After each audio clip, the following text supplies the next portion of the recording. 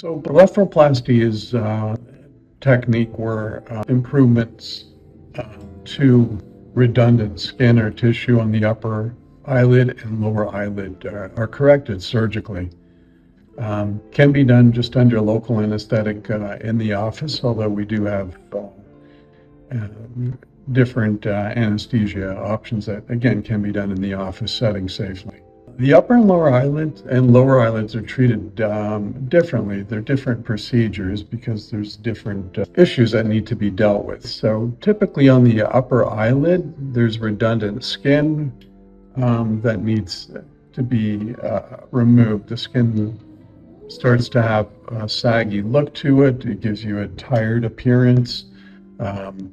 Can give you difficulty putting on makeup as that air platform gets obscured.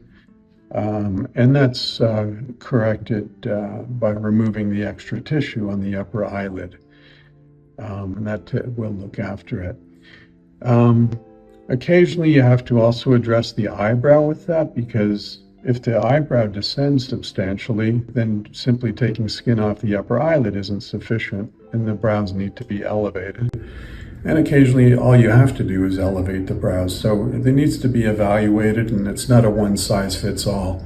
Everything is addressed on a person-to-person basis. On the lower eyelid, it's a little bit different, because the most common feature of the lower eyelid blepharoplasty is to remove that puffiness that develops. And what that's from is herniated fat pads. We all have 3 fat pads in our lower eyelids, and as we get older, the support that keeps them in place tends to weaken and they come up and protrude forward. In addition to removing the fat pads, we don't take them all out, we just sculpt them to contour what's necessary. And in addition to that, sometimes the skin needs to be tightened and a little bit of skin may need to be removed. Sometimes people will develop a crepey skin appearance, and using laser in conjunction with the other things we talked about is done. And occasionally the lower lid needs to be tightened up a bit, and we do that with what's called a canthopexy, where we tighten the lid upward to restore and maintain its natural position.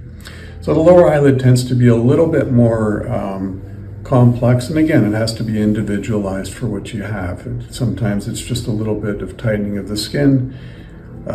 More times than not, it involves removing some of the fat. And there's various combinations depending on what you're presenting with.